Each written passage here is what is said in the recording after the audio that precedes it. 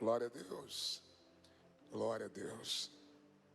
Queridos de Deus, recebam todos a paz do Senhor. Só os que estão felizes com Jesus digam glória a Deus. Que alegria poder adentrar esse santuário e conhecer de perto, testemunhar de tudo que Deus está fazendo aqui na comunidade da fé. Quero tributar aos céus toda a minha gratidão e louvor, pois Ele é digno de toda honra, Ele é digno de toda glória, e somente Ele é digno de todo louvor. Quero, com muita alegria, estender os meus agradecimentos pela vida dos líderes desta casa, na pessoa do muito digno e nobre pastor Mirko, meu mano pastor Felipe, como também toda a família sacerdotal, todos que de forma direta e indireta estão trabalhando na promoção do reino aqui em Americana e por onde esta comunidade tem passado. Seja Deus louvado pela vida de todos os santos. Que alegria poder estar aqui, que alegria poder estar servindo vocês. E eu deixo aqui neste altar minha palavra de gratidão a todos os queridos, a todos os pastores, todo o staff que desde que chegamos estão nos recebendo. Que Deus em Cristo vos abençoe. Eu faço-me acompanhado, e muito bem acompanhado, da minha esposa, pastora Thalita, essa princesa que está aqui na frente. Faz assim para o povo ver a sua beleza. Se você olhar para ela, você vai perceber que Jesus foi bom comigo, porque só Jesus para dar uma mulher bonita para um homem feio. Eu orei muito, ela orou pouco. Mas quem ora vence, né, irmãos? Quem ora vence.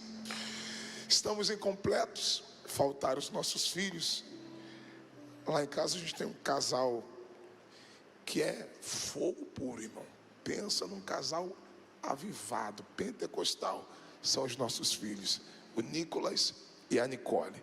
São pentecostais igual o pai, lindos igual a mãe. Mas quando Jesus me trouxer de novo aqui, aí eu venho com o pacote completo, né?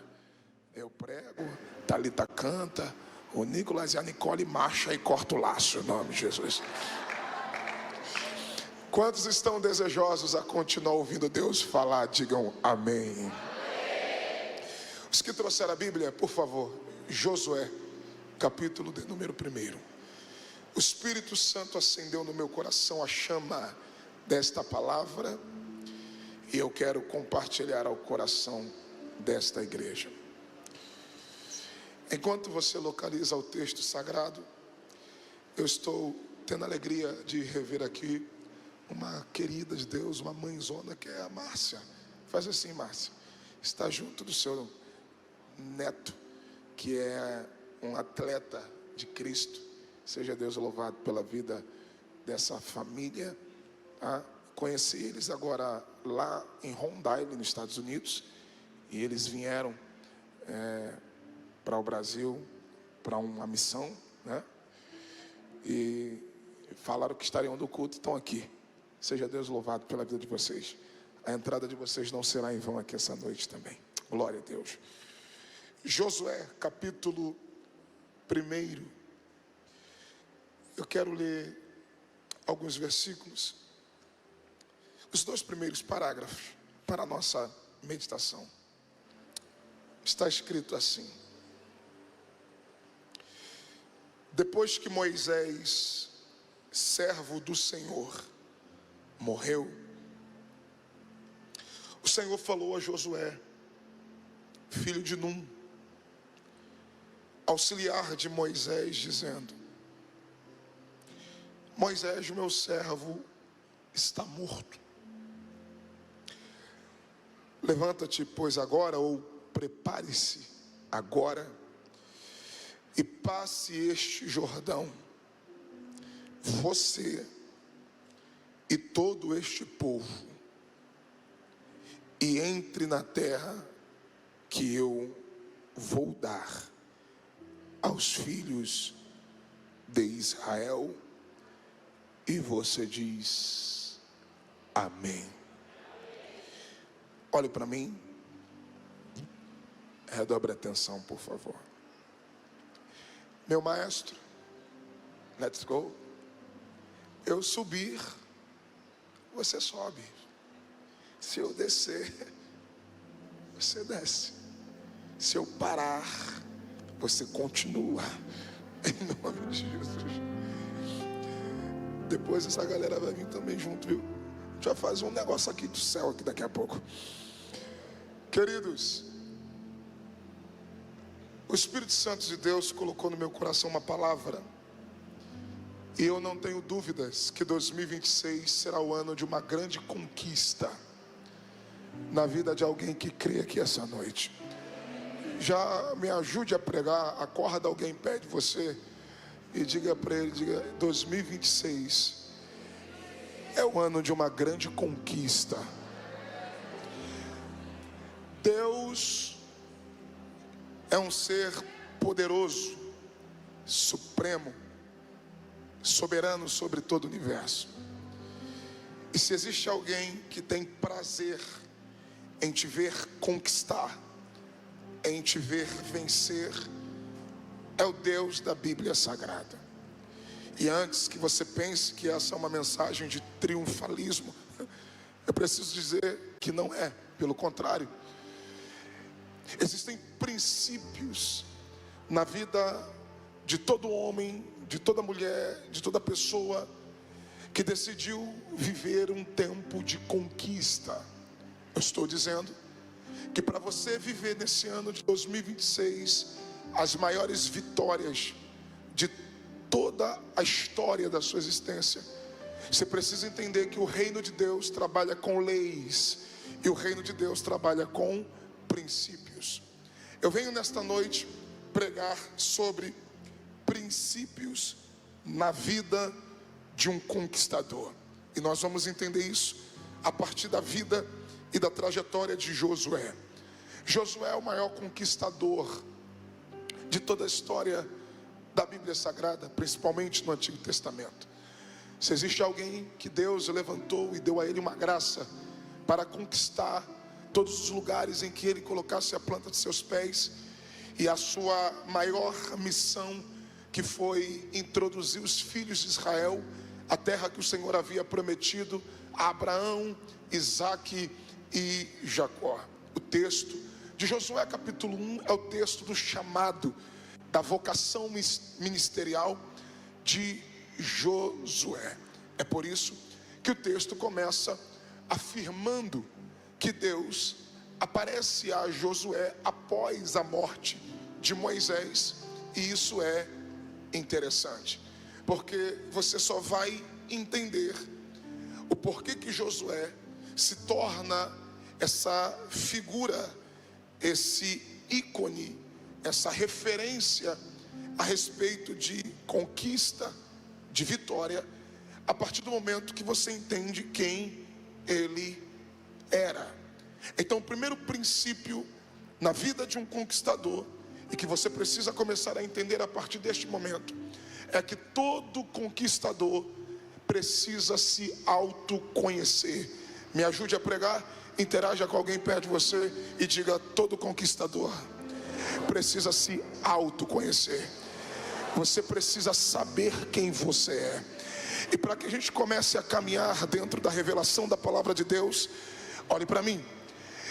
Deus aparece a Josué, e o texto diz: filho de Num, servo de Moisés.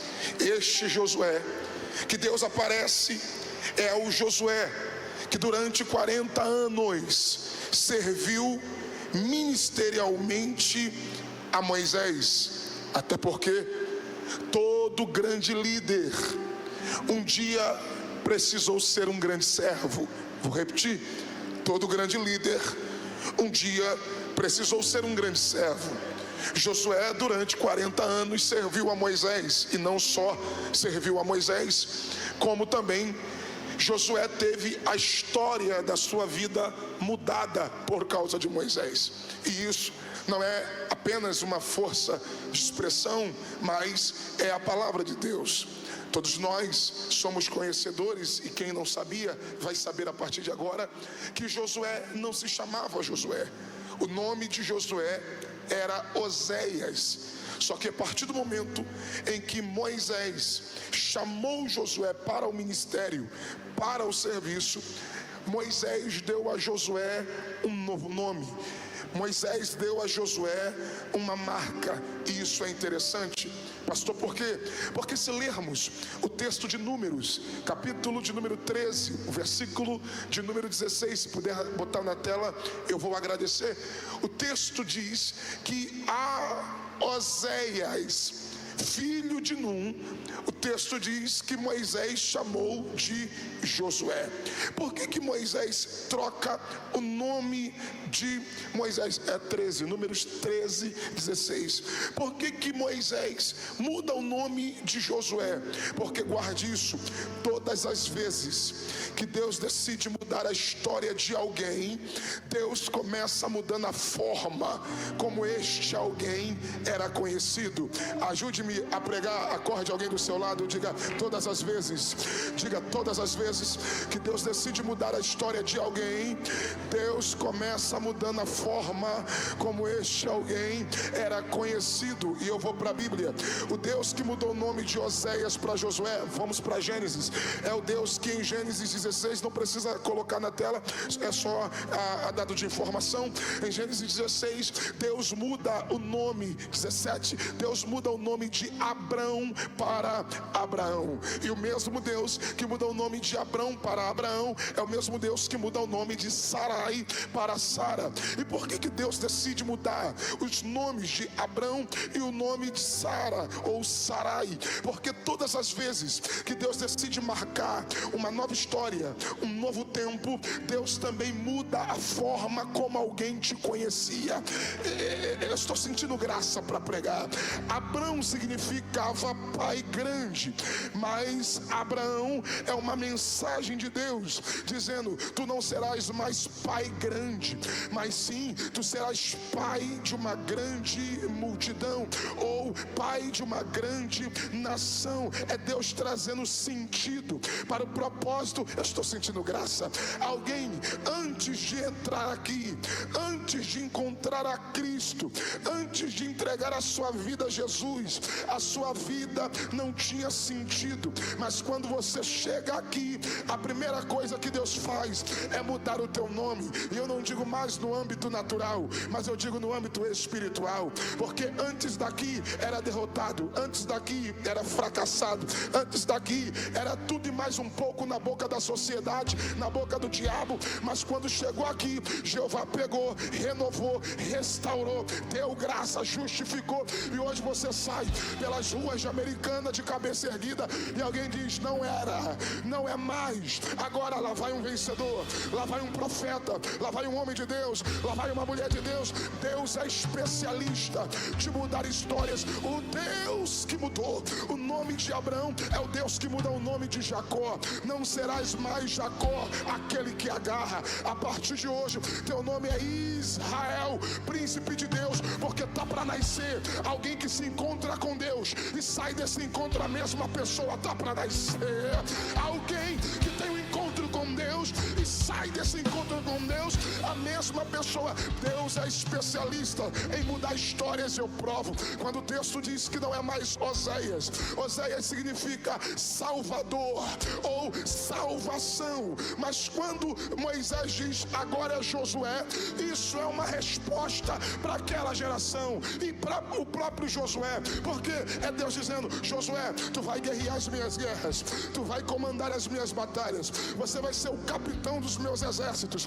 Depois de mim é você que fica no meu lugar. Mas comece a entender uma verdade a respeito do propósito que você carrega. O que?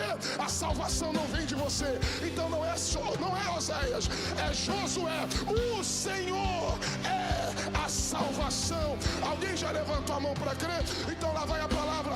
Entenda uma coisa: quem faz é você, mas quem dá a vitória é Deus. Ei, alguém levantou a mão ali? Eu vou liberar a profecia. Prepare-se, porque através de você Deus vai salvar a tua casa, Deus vai salvar a tua família, Deus vai salvar alguém que você ama, Deus vai salvar pessoas no seu círculo, aleluia, de amizade, nos lugares que você frequenta. Alguém vai ver Jesus através de você. Tem alguém para crer na palavra? Faz um barulho que o diabo não gosta.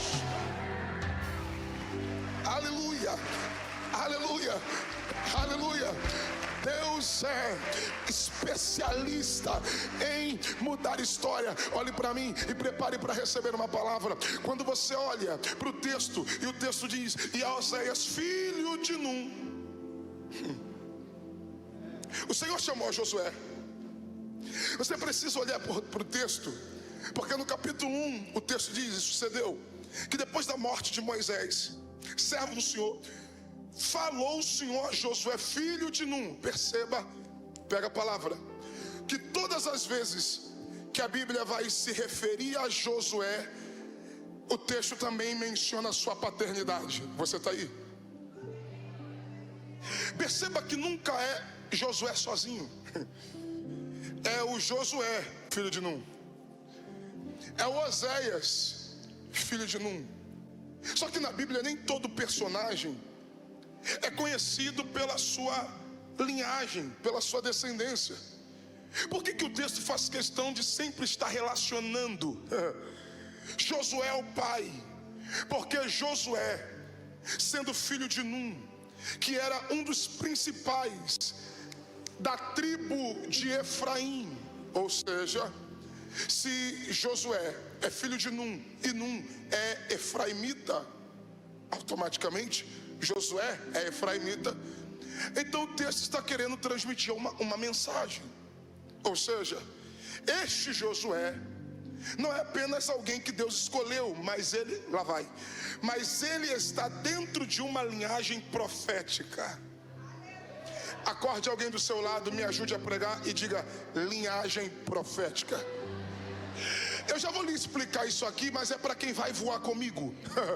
Porque quando você olha para o texto e você entende que Josué é da tribo de Efraim, aí você já começa a entender o porquê que Deus o levantou para conquistar. Porque só pelo fato dele ser da tribo de Efraim, é para quem gosta de Bíblia. Quem foi Efraim? Alguém aqui vai lembrar? Efraim é o filho mais novo de José. Irmão, só de ser descendente de José já dá para entender o porquê que ele chegou onde chegou. Vou de novo. Só pelo fato de Josué ser descendente de José, você já entende o porquê que ele chegou aonde chegou. Alguém já levantou a mão? Então eu vou liberar a profecia.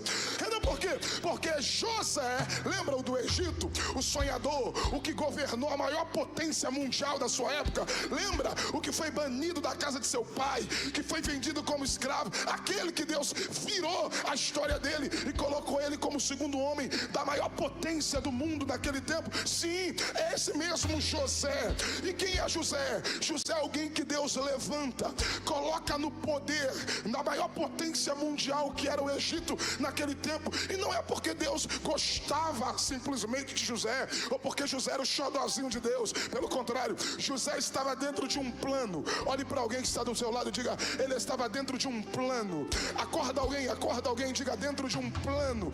Quando eu falo de plano, eu lembro de Jó, porque Jó escreve no capítulo 42 do seu livro, versículo 2, dizendo: bem sei eu que tudo tu podes e nenhum dos seus planos pode ser impedido. Me ajuda na comunhão. Diga para alguém perto de você, diga: você está dentro de um plano perfeito de Deus. Ei, me ajuda. Eu não vim aqui jogar palavra ao vento. Eu vim dizer para quem crê que 2027, aliás 26, será o melhor ano da história da tua existência. E não é para você dar glória simplesmente, diferente. É porque você, tua casa, tua família, teu ministério, teus negócios, teus sonhos estão dentro de um plano de Deus. E quando Deus planeja, quando Deus pensa, quando Deus projeta, não tem capeta para anular aquilo que Deus projetou a teu respeito.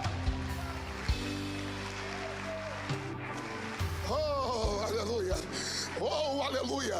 Você está, me ajude a pregar. Diga para alguém, diga, você está dentro do plano. Diga, você está dentro do plano. E é para quem vai voar aqui comigo. Por quê, pastor? Porque José se torna o que se tornou. Não é propriamente por causa de José. Guarda o que eu vou dizer. Deus não levanta ninguém por acaso.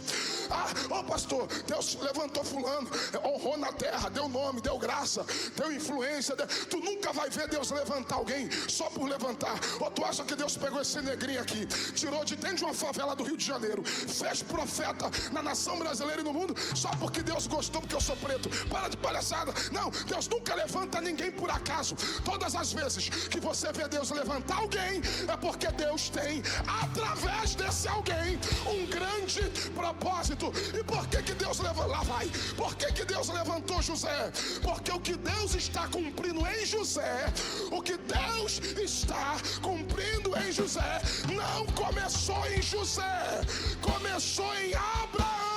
Deus disse: serei contigo e serei com a tua semente, serei contigo e serei com a tua descendência. Alguém já levantou a mão? Eu já vou liberar.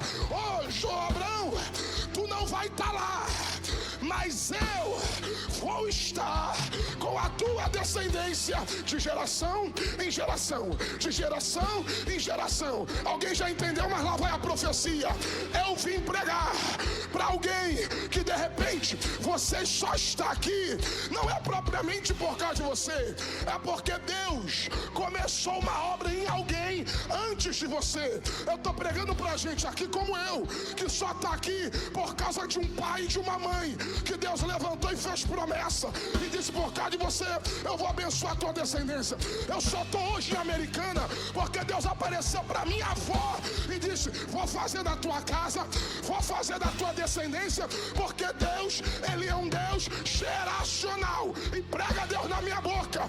Pode não ter começado em você, mas também não termina em você. Vou de novo. Pode não ter começado em você, mas também não termina em você. Alguém já levantou. Se prepara, a bênção vai acompanhar a tua descendência.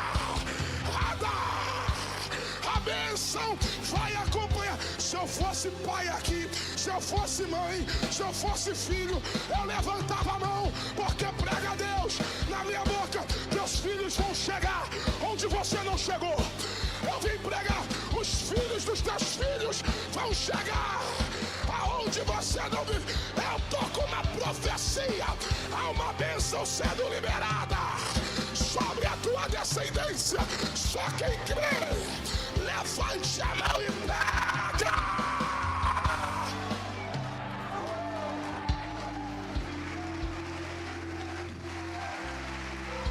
Não termine em você. Não termine em você. Me ajude a pregar. Acorda alguém do teu lado e diga: não termina em você.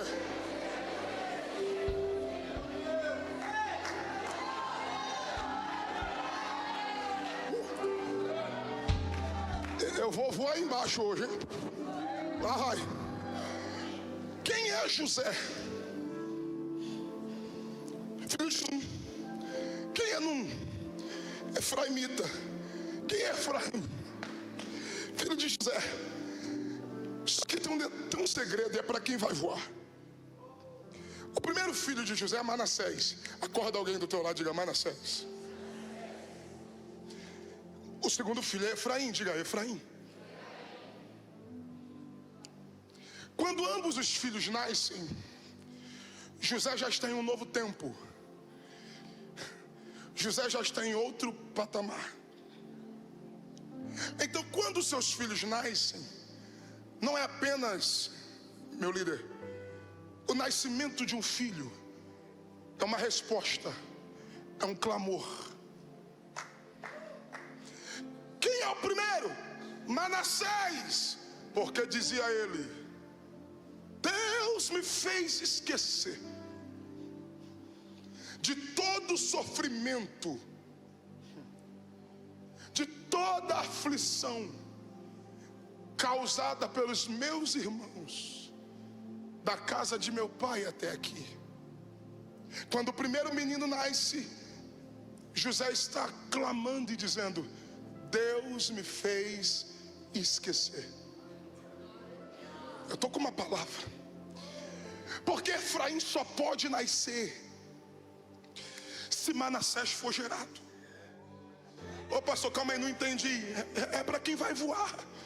Efraim significa Deus me fez crescer, ou Deus me fez prosperar na terra do meu sofrimento, na terra da minha aflição. Então perceba, não é Efraim que vem primeiro vem Manassés, porque só tem crescimento aonde há esquecimento. Vou de novo. Só há crescimento aonde tem esquecimento. Olhe para mim, eu não vim romantizar sofrimento de ninguém, pelo contrário, só sabe o que é dor, só sabe o que é sofrer quem já sofreu na vida. E Jesus disse: no mundo tereis aflições, porque as dores, as aflições, os sofrimentos é o selo de garantia de quem nasceu para a vitória. Por quê, pastor? Primeiro que não existe vitória sem luta. Não adianta você vir para um culto como esse, com uma atmosférica profética como essa, e achar que na tua vida a bênção vai cair do céu de mão beijada para você, que não vai não, meu filho. Só tem vitória aonde tem luta. É por isso que Deus permitiu algumas lutas, alguns processos, até porque aquilo que não tem poder para te matar, tem poder para te treinar, tem poder para te deixar mais forte, tem poder para te fortalecer. Eu não vim pregar para quem veio colocar uma capa de vitimismo, uma capa de derrota e ficar reclamando: ô vida, ô céu, ô azar. Eu vim pregar para alguém que vai gerar nesse ano de 2026 Manassés e Efraim. Oh meu Deus, eu não sei se você já ouviu, eu estou arrepiado e eu vou profetizar. Não sei se você já ouviu o dito popular. Qual, pastor? Quem bate esquece, mas quem apanha, aí tu olha pra mim e diz: pastor, falar é fácil. Eu quero ver esquecer das pancadas, das dores, dos traumas, dos sofrimentos, das traições, da escassez, da humilhação e de tudo que... Eu sei que isso mexe, porque isso te faz lembrar de algumas dores, de alguns sofrimentos, de algumas aflições. Só que pega a palavra, quando a Bíblia está falando sobre esquecimento, não é simplesmente apagar da memória o que aconteceu, porque quem tem marca nunca vai esquecer a dor que aquela marca gerou. Só que eu vim como boca de Deus. Quando eu falo de Manassés, eu não falo de uma amnésia. Quando eu falo de Manassés, eu não falo de esquecer as dores ou até mesmo o que te fizeram. Eu estou falando é de superação. Acorda alguém, me ajuda na comunhão. Acorda quem está do teu lado aí rápido e diga: superação. O que é Manassés? Manassés é uma resposta. O mal que me fizeram foi o bem que me trouxeram. O que é? Alguém já está entendendo? O que é Manassés? Manassés é uma resposta. O que fizeram contra mim não influenciou no meu caráter. Judas pode me trair, mas eu não me torno traidor igual a ele. Vou de novo. Judas pode me trair, mas eu não me torno um traidor igual a ele. E eu vou para a Bíblia. Jeremias escreve em Lamentações: eu trago à memória aquilo que me dá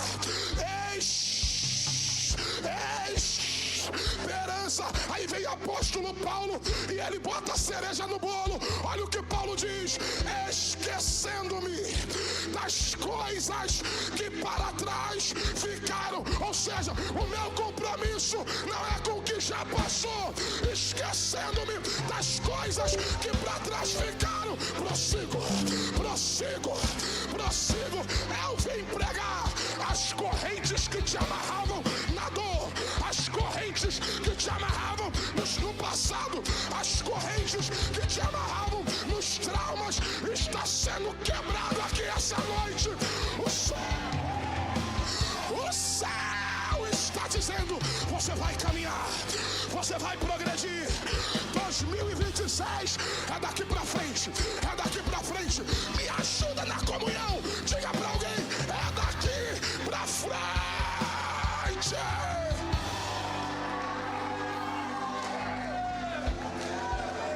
Prossigo.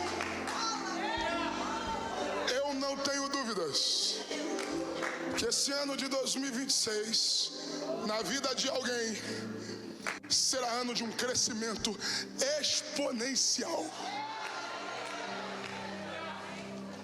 Não, por quê? Porque o que Deus tem para você já não está mais lá no teu passado. O que Deus tem para você está diante de ti. É por isso que eu disse aqui, eu começo. Todo conquistador, é o primeiro princípio, precisa se autoconhecer.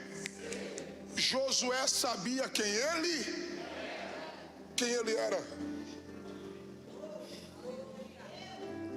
Ele sabe, eu sou filho de Num. Vai vendo. Eu pertenço a uma linhagem profética. Aí tem um segredo no texto que é para quem vai voar. Olha o texto. Isso sucedeu depois da morte de Moisés. Servo do Senhor, que o Senhor falou a Josué, filho de Num, servo de Moisés. Vem para a Bíblia. A afirmação do texto a respeito de Moisés é essa: servo do Senhor. A afirmação do texto a respeito de Josué é essa: servo de Moisés. Vou de novo. A afirmação do texto a respeito de Moisés é: servo do Senhor. A afirmação do texto a respeito de Josué é essa: servo de Moisés. Guarda isso. É por isso que Deus só falou com Josué depois da morte de Moisés.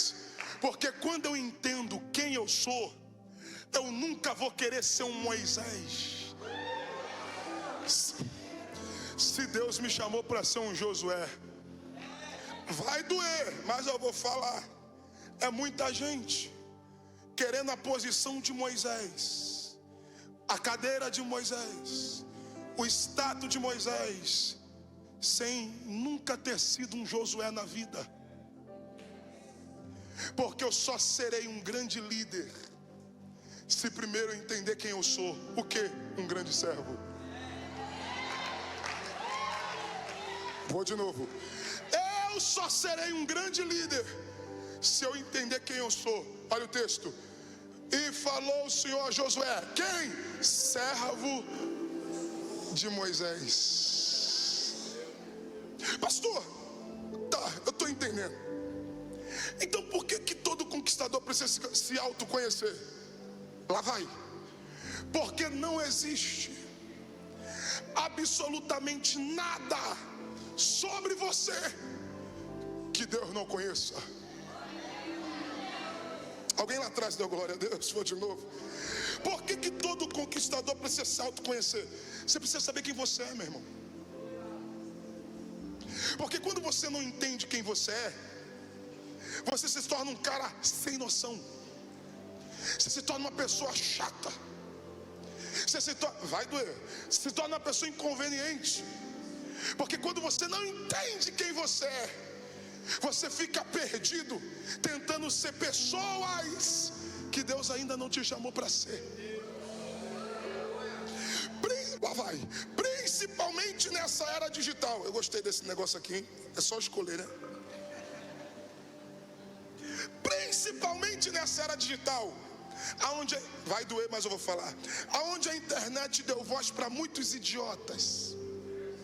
E é muita gente sem noção que vive uma vida que não leva, ostenta uma coisa que não tem. E o pior, tem gente que está ostentando santidade, espiritualidade. É uma vida de aparência, é uma vida de ilusão. E eu preciso lhe dizer uma coisa: se tem alguém aqui que te conhece, é o Deus dessa igreja. E Ele me trouxe aqui para dizer para alguém: Ele te conhece melhor do que os teus melhores amigos. Ele te conhece melhor do que seu pai e sua mãe. Ele te conhece melhor do que o seu marido, a sua mulher, o seu cônjuge, o seu parceiro. Ei, vou falar um negócio aqui, vai mexer com alguém. Ele te conhece melhor do que você mesmo. Pastor, peraí, Deus me conhece melhor do que eu mesmo me conheço. Eu vou provar, e é para quem tem glória. Salmo de número 139, Salmo de número 139, os versos 15 e o 16, é para quem vai voar comigo. Se puder projetar na tela, para a igreja ler em comunhão, isso aqui vai tremer. Olha o que está escrito, verso 15, eu vou provar que Deus te conhece. Os meus ossos, diz o salmista, não te foram encobertos quando no oculto fui formado e entretecido como nas profundezas da terra. Pula o verso. Isso aqui é para quem vai voar.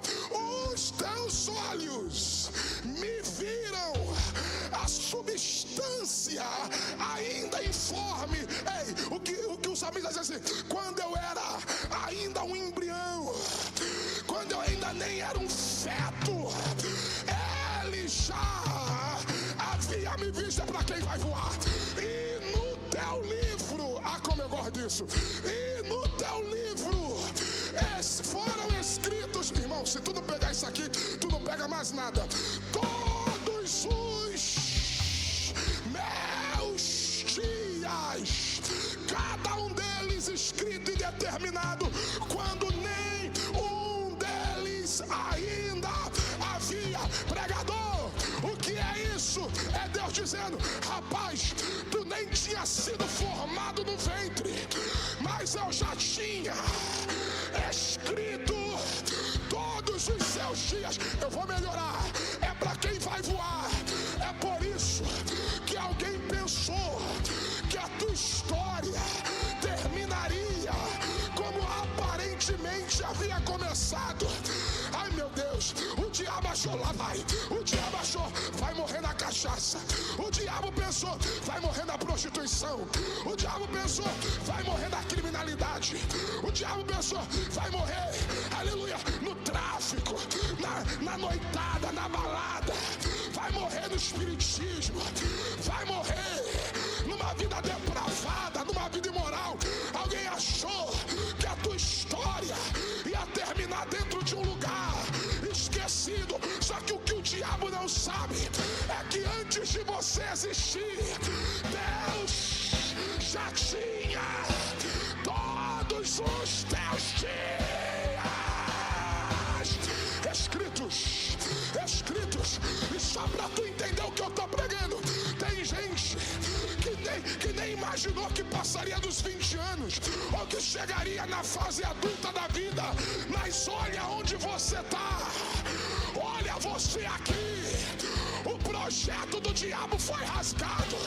Tua casa de Deus, teus filhos são de Deus, teus negócios são de Deus. Eu tô pregando para mães e pais aqui. Eu vim pregar, tu tá aqui no culto, teu filho pode estar em qualquer outro lugar, mas um dia ele vai entrar contigo aqui dentro. Já está escrito, já está escrito, já está escrito, já está escrito. Eu vou melhorar para quem tem glória. Jeremias capítulo 1, versículo 5. Jeremias capítulo 1, versículo 5. Eu vou provar para você que o Deus que eu sirvo, Ele te conhece melhor do que você mesmo se conhece. E é para quem vai pular da cadeira. Antes que eu te formasse no ventre materno, eu te conheci. E antes que saísse da madre, eu te consagrei e te constituí. É profeta, é profeta, é profeta, é profeta, é profeta, é profeta. Não levanta uma, levanta as duas, porque prega Deus da minha boca. Antes de você nascer, Deus já tinha declarado coisas ao teu respeito.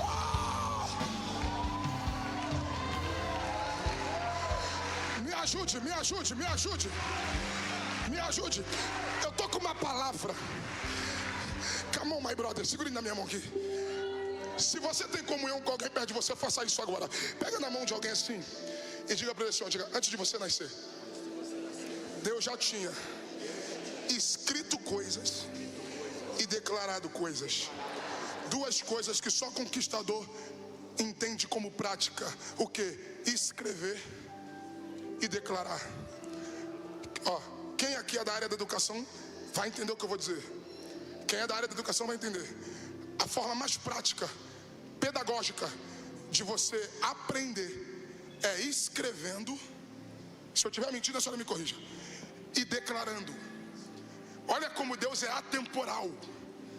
Antes que qualquer matéria ou ciência humana fosse determinada, olha o que o texto diz: antes de você nascer, já está escrito. Antes de você nascer, já está declarado. Alguém já pegou? Prega a Deus na minha boca. Não ficará uma palavra do diabo contra a tua vida de pé. Não ficará nenhuma palavra do diabo contra a tua família de pé. Eu vim pregar para conquistador. A tua história já está escrita, já está determinada. Só quem crê na vitória, abre a boca, adora.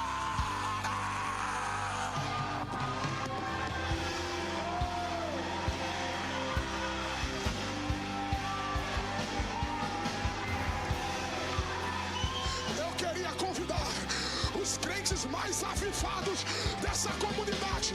Só quem tem glória aumenta o volume. Só quem tem aleluia aumenta o volume. Só quem é batizado ora em línguas. Enquanto eu estou pregando, está descendo uma labareda de fogo aqui dentro agora. E o céu está dizendo: nenhuma ferramenta preparada contra ti vai prosperar. A tua história já está escrita.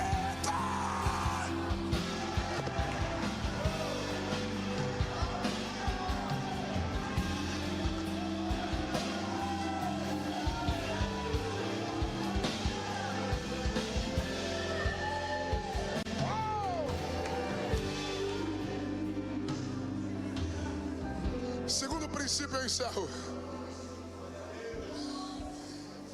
Primeiro, princípio da vida de um conquistador: você precisa se autoconhecer. Você precisa saber quem você é. Ô pastor, mas eu estou em conflito. Porque eu estou com conflito de identidade. Tem gente que está aqui dizendo: mas eu não sei quem eu sou em Deus.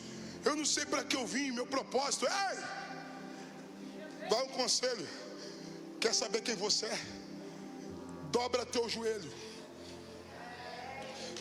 Antes de você dar ouvido para fofoqueiro, antes de você dar ouvido para gente que fica colocando opinião alheia, dando pitaco, não sei como é que diz aqui, mas no Rio é assim, fica dando pitaco na vida dos outros. E eu vou falar uma coisa aqui: quem não viveu as tuas dores, quem não sabe de onde você saiu, quem não sabe os processos que você passou para chegar aqui, não tem moral para falar da tua vida.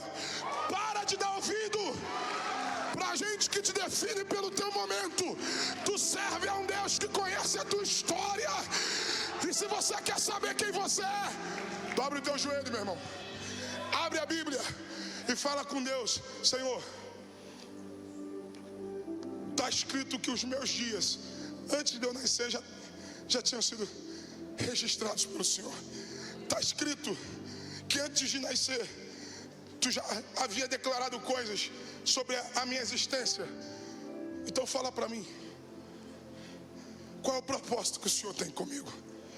Tu vai ver, meu irmão, se não vai abrir caminho, se Deus não vai te conectar a pessoas, se Deus não vai te colocar em lugares, se Deus não vai te abrir portas, se Deus não vai levantar gente para te ajudar a chegar no destino que Deus tem para você. Segundo ponto, e eu termino. Eu tinha dado cinco princípios. Estou no segundo ainda, mas vou terminar agora. Lá vai. Olha o texto. E o Senhor disse a Josué: levanta-te, pois, agora. Me ajuda.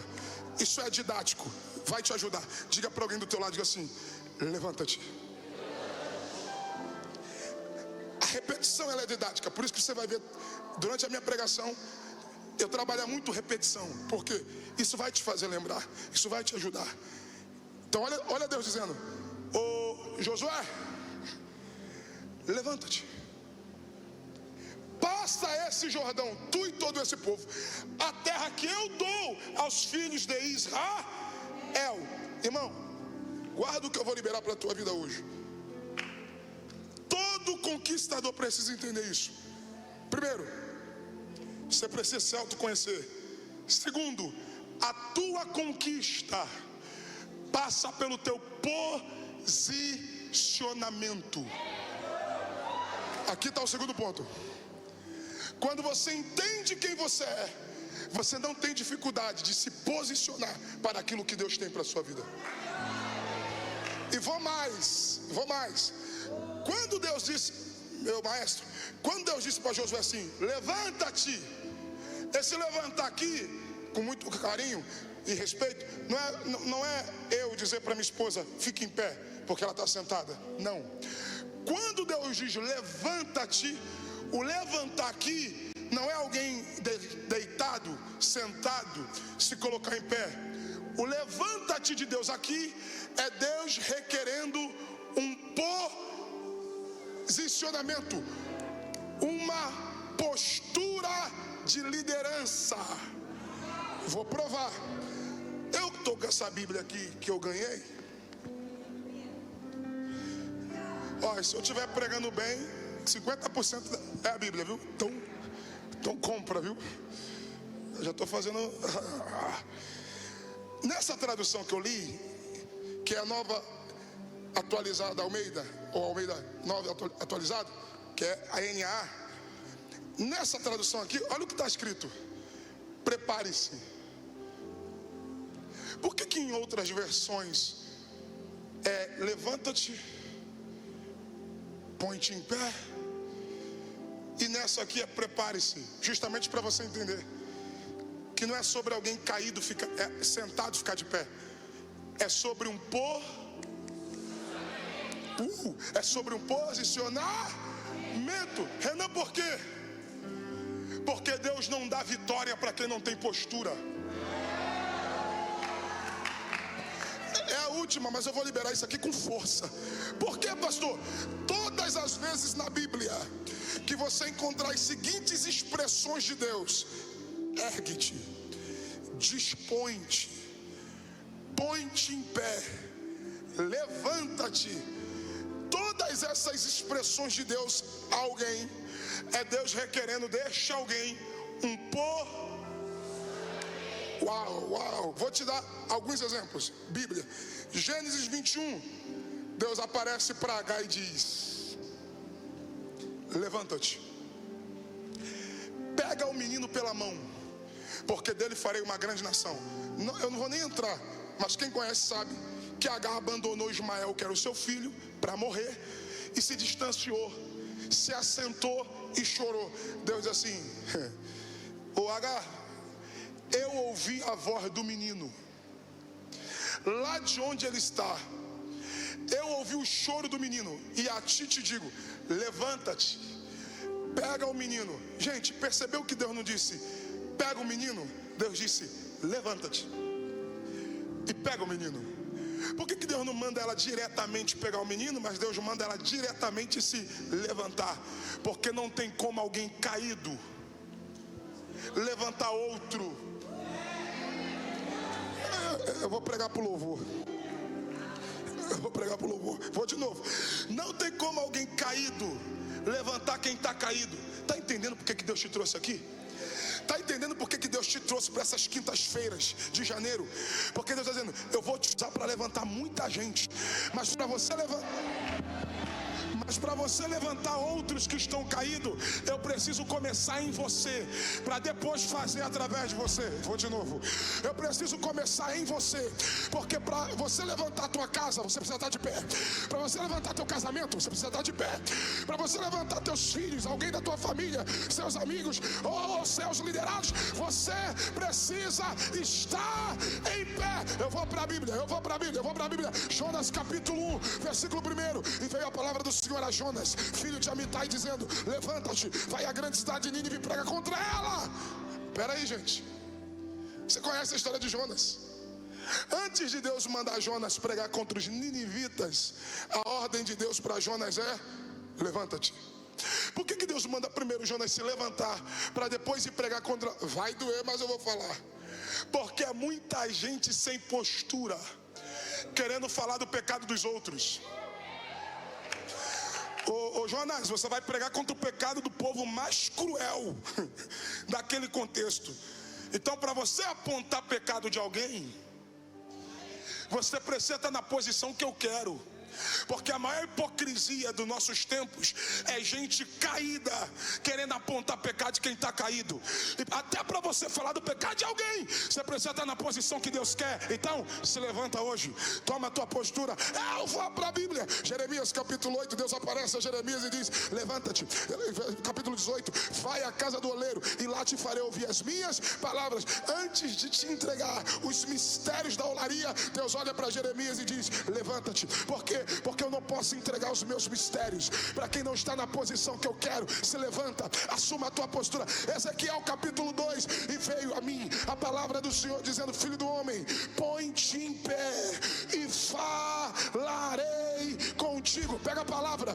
Antes de Deus entregar a Ezequiel o rolo escrito por dentro e por fora, Deus diz para Ezequiel: põe-te em pé. Por quê, pastor? Porque Deus não entrega a sua palavra, a autoridade da palavra, para quem não está posicionado como Deus quer. E eu encerro aqui, versículo 2 do capítulo 2. Olha o que o texto diz: enquanto ele falava comigo, entrou em mim o Espírito. Entrou em mim o Espírito. Eu vou terminar aqui. Entrou em mim o Espírito e me pôs de pé. Peraí, versículo 1, Deus disse: põe-te em pé. Versículo 2, o Espírito não esperou ele se levantar. O Espírito entrou nele e olha o texto diz: e ele me pôs de pé. Renan, por quê? Porque Deus conhece a tua natureza. Deus sabe que tem dias que o negócio está tão ruim, que está tão difícil, que nem força para se erguer você tem, que nem força para se posicionar você tem. Quem sabe eu estou pregando para alguém que entrou aqui, que chegou aqui arrastado literalmente. Alguém te trouxe, ou você sem força disse: eu vou lá, porque eu sei que esse ano Deus pode ainda nesse mês de janeiro mudar a minha história. E eu já vou liberar a palavra profética. Já que você veio, então se prepara, porque Josué estava em luto, Moisés acabou de morrer e Deus só deu 30 dias de luto. Deus só deu 30 dias para chorar. Aí no Jesus me guarda. Aí no 31º dia, Deus aparece, interrompe o luto e diz: Josué, põe-te em pé, levanta-te, passa esse Jordão, porque eu não vou ficar te esperando, eu não vou esperar a tua boa vontade. Tu não está sozinho, vai passar você e vai passar esse povo, vai passar você e vai passar esse povo. Eu estou com a palavra e eu vou entregar. Levante a mão. Assim diz o Senhor para alguém aqui nessa noite: tua casa não ficará para trás. Eu ouvi um glória a Deus. Teu casamento não ficará para trás. Eu já ouvi outro glória a Deus. Teus filhos não ficarão para trás. A comunidade da fé não vai ficar para trás. Eu estou pregando para líderes, eu estou pregando para profissionais, eu estou pregando para empresários, eu estou pregando para pessoas que Deus vai usar em várias áreas nessa cidade, nesse estado, nessa nação e fora dela. E eu vim pregar para quem crê. Sabe por quê? Que Deus precisa da tua postura, porque tem gente que precisa de você. Tem gente que só não parou porque você está crente. Tem gente que só não desistiu porque você está produzindo. Tem gente que só não morreu porque Deus disse: anda, atravessa o Jordão, porque nem que eu interrompa o curso do rio, eu vou fazer você atravessar. outro dia eu termino. Levante as tuas mãos agora. Oh! Levante as tuas mãos agora.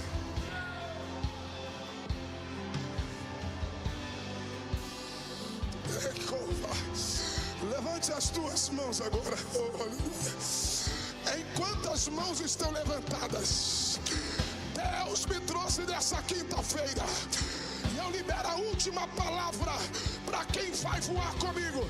Deus te trouxe nessa quinta-feira para lhe dizer: eu vou te encher agora da unção do meu Espírito, da presença do Espírito Santo.